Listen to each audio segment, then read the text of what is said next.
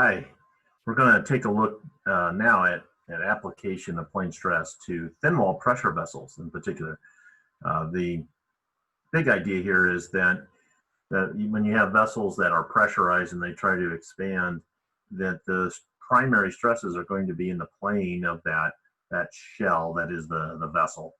And so that's what we're really talking about with thin wall pressure vessels. Let's set the context here for what's going on before we get into any development of models and then application of those models, right? So many times you're going to see these particular kinds of vessels in industrial applications, and there's two basic geometric shapes, either the cylindrical or the spherical type of situation. Go by any refinery and you're going to see both of these types of structures that are there. But if you go to the grocery store, you're also going to find thin wall pressure vessels. The soda cans are definitely that, the 2-liter soda bottles, and at parties where you see balloons, you're also going to see effectively thin wall pressure vessels. Now they're going to have sometimes more complicated geometry than these two industrial applications, but the overall modeling that we're going to do can be adapted or even directly applied to these other situations. Even when you see a hot air balloon, you're effectively dealing with a situation where the balloon envelope is trying to expand, and that membrane then goes into effectively a thin wall pressure vessel kind of situation. Very common situation that we're looking at is some sort of tank, that the tank is made by taking flat plate steel and wrapping it helically. And so then we're interested in what the weld demands are. And that means that not only do we have to look at this expanding nature of this pressurized system, but also we want to be able to apply our plane stress models to finding stresses on specific planes to then be able to handle and figure out what the size of the weld in this case might need to be. Right now, it's not all about pressurization in terms of expanding. You can also look at submarines in the same kind of way. Now, you have to be a little bit careful about how you deal with that. But you do have this cylindrical pressure hole for the most part, and then you have another hole, an outer hole, that will define a variety of things, but particularly the hydrodynamic shape for that particular system. And there, whether or not this is really applicable, these models are going to have a little bit to do with where this vessel is at relative to the water surface.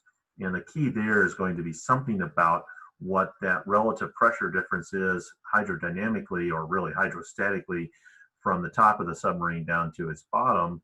And is that that change, that delta from a hydrostatic standpoint, will be the same no matter where the sub is at. What matters is that delta compared to the overall or average pressure.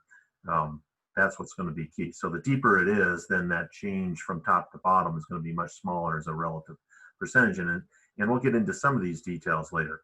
The big thing here about a submarine is that instead of the hole trying to expand, instead it's going to be trying to collapse in on itself, be compressed.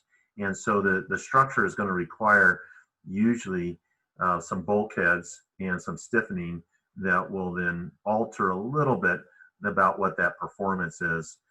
Depends on what aspect and what locations of the hole we're really talking about. And we'll effectively get into that here in terms of where do these models apply and what are their limitations, right? And so one of the big things, and for the basic model that we have, are that we're talking about a closed structure that's containing some sort of pressurized fluid. That can be a gas or a liquid.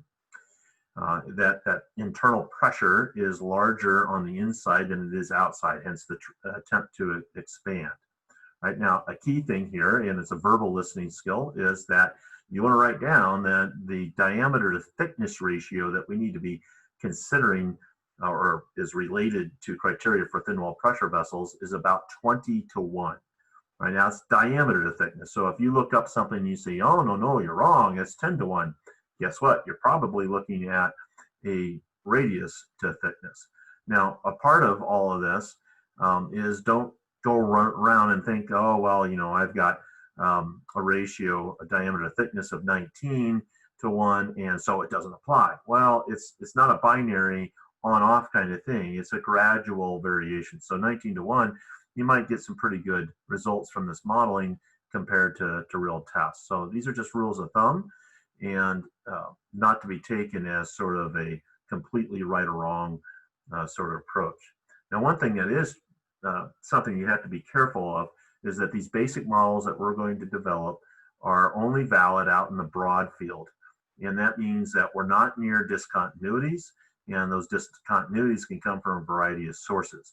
They could come from the ends, they could come, and whether this is a flat end or a domed end, and what that curvature is of that domed end makes a lot of impact on how valid this basic model is. So not near ends, not near discontinuities of the sort where maybe you change the thickness of the plate as you get near the end for some reason.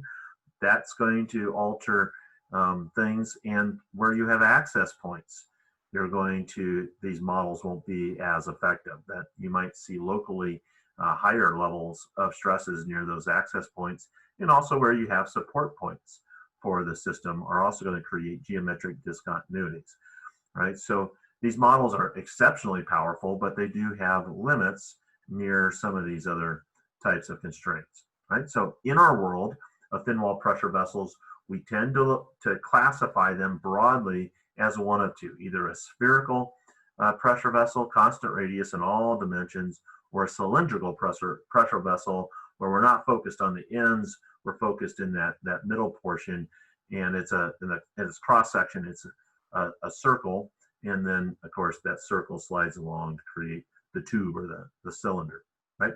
So in our examples, we'll dig in to both where this stress model is going to come from, and then we'll also get into then the application of it as well.